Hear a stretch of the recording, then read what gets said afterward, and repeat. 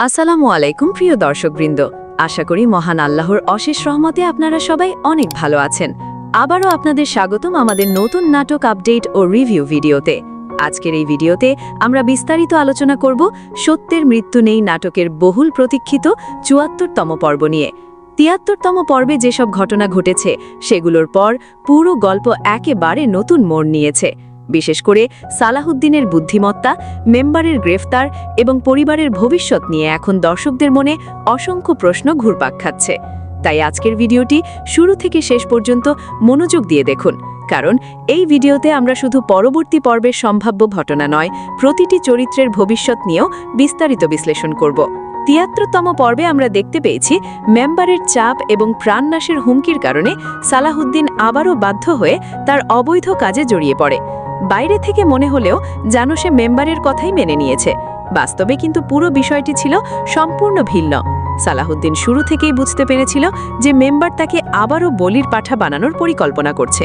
তাই সে নিজের নিরাপত্তা এবং সত্যকে প্রতিষ্ঠিত করার জন্য এক অসাধারণ সিদ্ধান্ত গ্রহণ করে। গোপনে সে পুলিশের সঙ্গে যোগাযোগ করে এবং পুরো ঘটনার বিস্তারিত জানিয়ে দেয়। সে স্পষ্টভাবে জানায় যে মেম্বার তাকে জোরপূর্বক এবং হুমকি দিয়ে অবৈধ মালামাল বহন করতে বাধ্য করেছে। শুধু তাই নয়, কোথায় মাল হস্তান্তর হবে, কখন হবে এবং কার কাছে হবে, সব তথ্য পুলিশের কাছে পৌঁছে দেয়। এরপর শুরু হয় নাটকের সবচেয়ে রোমাঞ্চকর মুহূর্ত।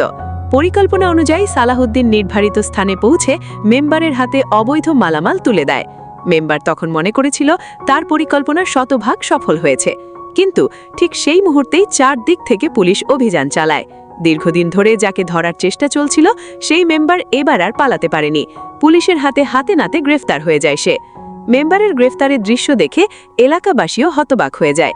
এতদিন যে ব্যক্তি ক্ষমতার দাপট দেখিয়ে সবাইকে ভয় দেখাতো, সেই মানুষটিকেই এবার হাতকড়া পরে পুলিশের গাড়িতে উঠতে দেখা যায়। পুলিশের প্রাথমিক জিজ্ঞাসাবাদ শেষে তাকে আদালতে হাজির করা হয় এবং সেখান থেকে জেল হাজতে পাঠানো হয়। অন্যদিকে সালাহুদ্দিনের জীবনে যেন একটি নতুন অধ্যায়ের সূচনা হতে যাচ্ছে। এতদিন যাকে মানুষ ভুল বুঝেছিল, সেই সালাহুদ্দিনই শেষ পর্যন্ত প্রমাণ করল যে সত্যকে সাময়িকভাবে চাপা দেওয়া গেলেও একদিন না একদিন সত্যেরই জয় হয়। তার সততা, ধৈর্য এবং সাহসের কারণে বড় একটি অপরাধ চক্র ভেঙে পড়তে শুরু করেছে। কিন্তু এখানেই গল্প শেষ নয়। আগামী ৭৪তম পর্বে আরও বড় বড় চমক অপেক্ষা করছে।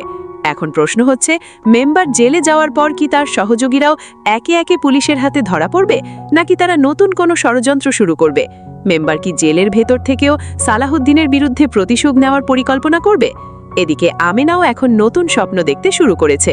স্বামীকে নিয়ে একটি সৎ ও সুন্দর জীবন গড়ার ইচ্ছা তার অনেক দিনের।